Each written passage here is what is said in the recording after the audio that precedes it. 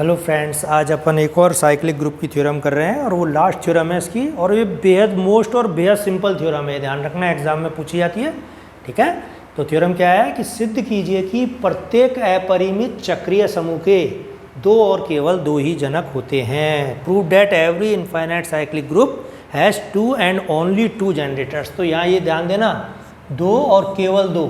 ठीक है, कि प्रत्येक अपरिमित चक्रीय समूह के कितने, दो और केवल दो ही जनक होते हैं। जैसे मैंने थ्योरम का आपको वो बताया था कि अगर एग्जाम्पल कि अगर Z, प्लस एक ग्रुप है और ये एक अपरिमित चक्रीय समूह था और उसके दो जनक मैंने बताए थे आपको 1 और -1 पहले लेक्चर में। ठीक है, और वो आप आराम से मैंने आपको वो सारी चीज़ समझाई थी उस वक्त पहले लेक्चर के अंदर।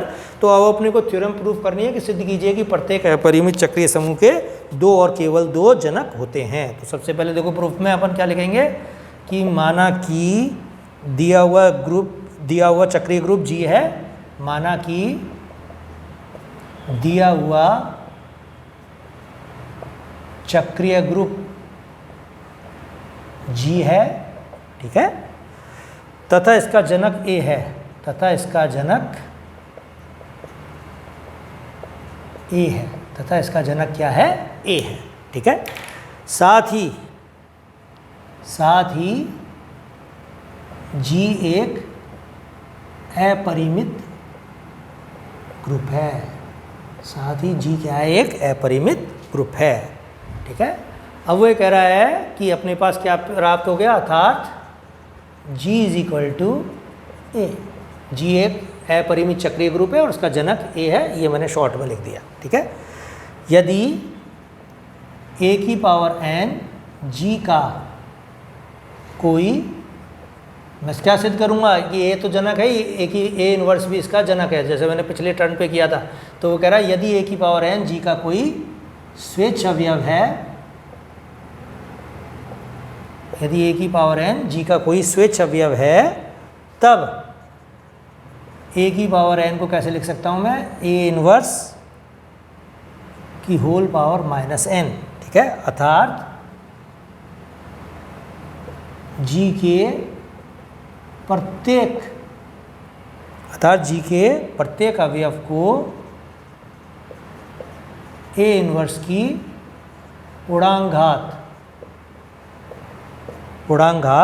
में व्यक्त कर सकते हैं। अर्थात G के प्रत्येक अवयव को A इनवर्स की पूर्णांक में व्यक्त कर सकते हैं। स्पष्ट है कि A इनवर्स भी G का जनक है। तो जो मैंने पिछले टर्न पे थ्योरम करी थी उसी थ्योरम को यहाँ लिख दिया कि G एक साइक्लिक ग्रुप है और इसका जनरेटर A है, और A की पावर n यदि G का कोई स्वेच्छ अवयव है तो A की पावर n को मैं A इनवर्स की पूर्णांक के रूप में व्यक्त कर सकता हूँ। इसलिए ये क्या हो गया बेटा कि A इनवर्स भी इसका जनक है। ठीक है, अब वो कहता है अर्थात G के प्रत्येक अवयव को A इनवर्स की पूर्णांक में भी व्यक्त कर सकते हैं। स्पष्ट है कि A इनवर्स भी अवयव को A इनवर्स की पूर्णांक में व्यक्त कर सकते हैं। स्पष्ट है कि A इनवर्स भी G का जनक है। ठीक है, अब वो कहता है कि दोनों जो एलिमेंट हैं A और A इनवर्स ये डिफरेंट होने चाहिए। ठीक है, तुम कहोगे साहब ऐसी भी सिचुएशन आती है कि जब एलिमेंट और उसका इन्वर्स सेम हो जाता है, तो आती है ना, देखो भाई 1 और -1 गुणन संक्रिया के लिए ग्रुप है, तो -1 का इन्वर्स क्या है, -1 ही तो है। -1 को किससे गुणा करें जो 1 आ जाए, तो -1 का इन्वर्स क्या है यहाँ, -1 G में है, और -1 का इन्वर्स वो भी क्या है, -1 ही है यहाँ। ठीक है, तो वो ऐसी सिचुएशन नहीं हो कि भाई इन्वर्स और एलिमेंट दोनों समान हो, तो उसके लिए अपन लिखेंगे स्पष्ट है कि G का जनक A इनवर्स है। स्पष्ट है कि G का जनक A इनवर्स B है, और यह दोनों अलग अलग हैं,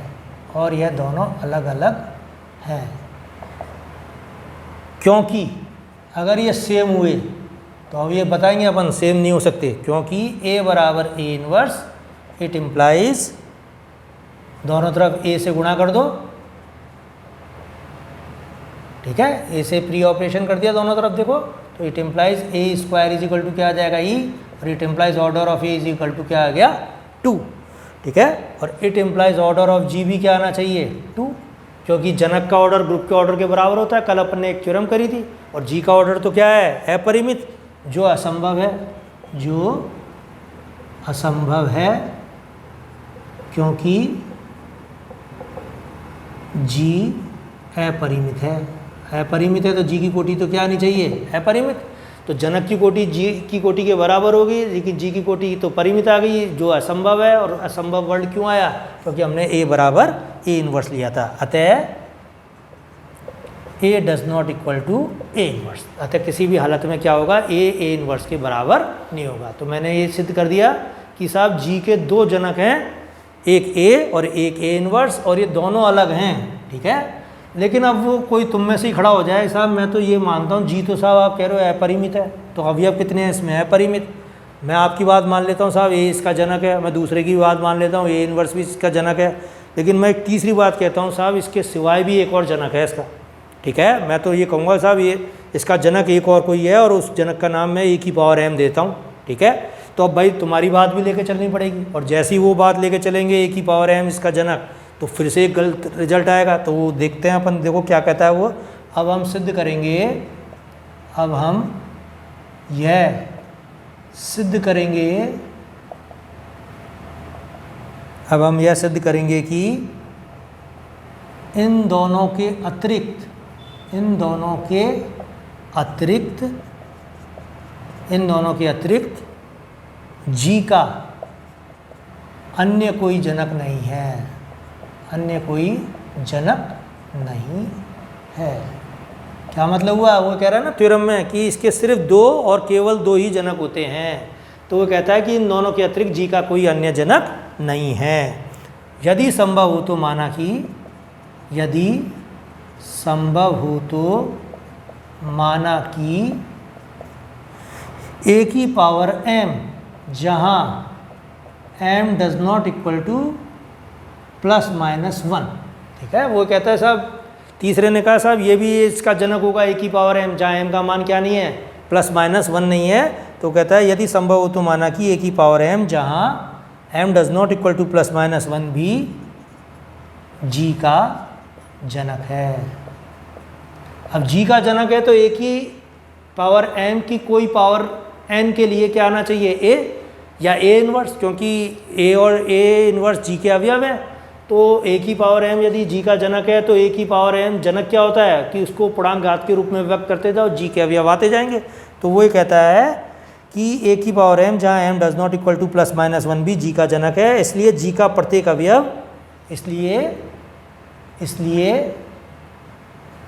जी का प्रत्येक अवयव, इसलिए जी का प्रत्येक अवयव ए की पावर m के पूर्णांक घात के रूप में व्यक्त किया जा सकता है, ठीक है। इसलिए जी का प्रत्येक अवयव ए की पावर m के पूर्णांक घात के रूप में व्यक्त किया जा सकता है, ठीक है।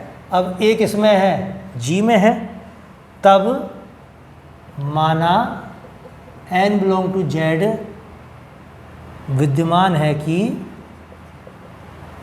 है कि ये एक इम्पॉर्टेंट लाइन है इसकी, तब माना n बिलोंग टू z विद्यमान है कि a बराबर क्या लिख सकता हूँ मैं a की पावर m की पावर n। ये बात समझ में आनी चाहिए बेटा, ठीक है। वो कह रहा है देखो a मैंने g में लिया, ठीक है, a इनवर्स मैंने g में लिया है, और ये बता दिया a जनक है a इनवर्स जनक है। अब मैंने तीसरा एलिमेंट लिया a की पावर m g में, और जहाँ m का मान क्या नहीं है, ना तो 1 है ना -1 है। अब मैं कह रहा हूँ a की पावर m भी g में है, तो a की पावर m की कोई पूर्णांक घात g के प्रत्येक अवयव को देगी, और वो प्रत्येक अवयव में मैंने मान लिया ये क्या आ रहा है पहले मेरे पास a, तो मैंने यही चीज़ लिखी है a बराबर a की पावर m की पावर n, ठीक है। और इसको मैं क्या लिख सकता हूँ a की पावर mn, दोनों तरफ a इनवर्स से गुणा कर दो, a into a inverse is equal to a की power mn into a inverse, और ये क्या आ गया e बराबर a की पावर mn-1। तो ऑर्डर ऑफ a क्या आ गया परिमित, ऑर्डर ऑफ ए परिमित है, क्योंकि ऑर्डर ऑफ ए क्या आ जाएगा, mn-1, और m और n पूर्णांक हैं, तो पूर्णांकों का गुणनफल भी क्या होगा, पूर्णांक ही होगा, और वो क्या होगा, परिमित होगा। तो ऑर्डर ऑफ ए परिमित है, it implies order of G भी क्या होना चाहिए, परिमित। ठीक है, फिर से गलत रिजल्ट आ गया, जो कि जी के अपरिमित होने का विरोधाभास है, विरोधाभास है। ठीक है, अतः जी का ए इनवर्स के अतिरिक्त अन्य कोई जनक नहीं हो सकता, अन्य कोई जनक नहीं हो सकता। तो एक बेहद मोस्ट थ्योरम है बेटा, ये एग्जाम में आती है कि अपरिमित चक्रीय ग्रुप के दो और केवल दो ही जनक होते हैं। हमने क्या किया साहब, अपरिमित चक्रीय ग्रुप लिया, इसका जनक ए लिया, फिर हमने ये सिद्ध करा कि ए इनवर्स भी जी का जनक है। फिर हमने ये सिद्ध किया कि ए और ए इनवर्स दोनों बराबर नहीं हैं, क्योंकि अगर ये बराबर हैं तो ए का ऑर्डर 2 आ जाता है, तो जी का ऑर्डर भी हमें 2 लेना पड़ेगा, जबकि जी का ऑर्डर अपरिमित है। फिर हमने कहा कि ए और ए इनवर्स के सिवाय तीसरा जनक और है ए की पावर m, तो ए की पावर m की कोई पावर n के लिए क्या आना चाहिए, ए, और उससे भी क्या आ गया, ए का ऑर्डर परिमित, तो जी का ऑर्डर भी क्या आ गया, परिमित। इसलिए किसी भी हालत में जी के दो और केवल दो ही जनक होते हैं, ये चीज़ अपन ने सिद्ध कर दी। अब बेटा इसकी थ्योरम तो सारी हो गई। अब तुम क्वेश्चन अपने यहाँ पर ना थोड़े से, जैसे उदाहरण नंबर 2 है इसमें, तो उसमें कह रहा है सिद्ध करो कि निम्नलिखित ग्रुप चक्रीय है। ये तुम्हारा होम असाइनमेंट है एक प्रकार से, सिद्ध करो कि ग्रुप चक्रीय है। तो पहला दिया है इसने क्वेश्चन क्या, कि g बराबर 1 - 1 आयोटा और माइनस आयोटा, और संक्रिया दी है गुणन की। ठीक है, और दूसरा क्या दिया है इसने, 1 2 3 4, और संक्रिया दी है इसने गुणन मॉड्यूल 5 की। ठीक है, तो देखो इसको जब अपन सिद्ध करेंगे तो अपन क्या करेंगे, कहेंगे कि यहाँ जी का ऑर्डर 4 है। अब इसके प्रत्येक अवयव की कोटि निकालेंगे, अपन जैसे देखेंगे कि अगर इसके किसी भी एलिमेंट की कोटि 4 आ जाती है तो वो ग्रुप क्या हो जाएगा, चक्रीय। तो वो कहता है आयोटा की कोटि भी 4 आ जाएगी, माइनस आयोटा की कोटि भी 4 आ जाएगी, इसलिए जी क्या है, यहाँ चक्रीय ग्रुप है। जी क्या है, यहाँ चक्रीय ग्रुप हो जाएगा। ठीक है, और अपन लिए दिखा देंगे बाकायदा कि आयोटा की पावर को व्यक्त करने में पूर्णांक के रूप में वो क्या आ जाता है, पूरा जी लिखा जा सकता है। अब ऐसे ही ये है गुणन की पावर, गुणन 5, समशेष गुणन 5 का मतलब क्या है, तो मैंने आपको पहले भी बताया, जैसे 4 गुणा अपन निकालेंगे 3, तो कितना आया है, 4 × 12, 12 में भाग लगाएंगे किसका, 5 का, तो 2 बचेगा, तो इसका मान कितना आएगा, 2। तो आपको क्या करना है बेटा, प्रत्येक अवयव की कोटि ज्ञात करनी है। इसका ऑर्डर कितना है, 4, तो 1 की कोटि तो निश्चित रूप से 1 ही आएगी। अब 2 की कोटि ज्ञात करना, आप 2 की पावर 1, 2 की पावर 2, 2 की पावर 3, 2 की पावर 4, ऐसे करते करते, तो जैसे 2 की पावर 4 कितनी आएगी अपने पास, 2 दूनी 4 दूनी 8 दूनी 16, और 16 किसके अंतर्गत आएगा, गुणन 5 में, तो 16 में भाग लगाएंगे किसका, 5 का, और बचेगा क्या, 1। तो यहाँ पर इसका मान जो आएगा 2 की पावर 4 का, वो 16 नहीं आके अपन क्या लिखेंगे, 16 - 15 = 1, तो ऑर्डर ऑफ 2 कितना आ जाएगा, यहाँ 4। ठीक है, तो 2 का ऑर्डर क्या आ गया, एक प्रकार से 4, और इसका ऑर्डर भी कितना है, 4। तो देखो 2 की पावर 1 2, 2 की पावर 2 4, ठीक है, 2 की पावर 3 8, 8 यानी 8 में से 5 का भाग लगाओ तो बचेगा 3, तो 2 लिख दिया, 4 लिख दिया, 3 लिख दिया, और इससे किससे लिख दिया, 1। तो 2 की पावर व्यक्त करते गए, अवयव आते गए, तो ऑर्डर ऑफ 2 = 4 = ऑर्डर ऑफ जी। अब 2 का इसमें इन्वर्स ढूंढो आप, 2 का इन्वर्स क्या है, 2 को किससे गुणा करें, जो 1 आ जाए, तो 2 × 6, 6 में 5 का भाग लगाओगे तो 1 आएगा, तो 2 का इन्वर्स 3 होगा।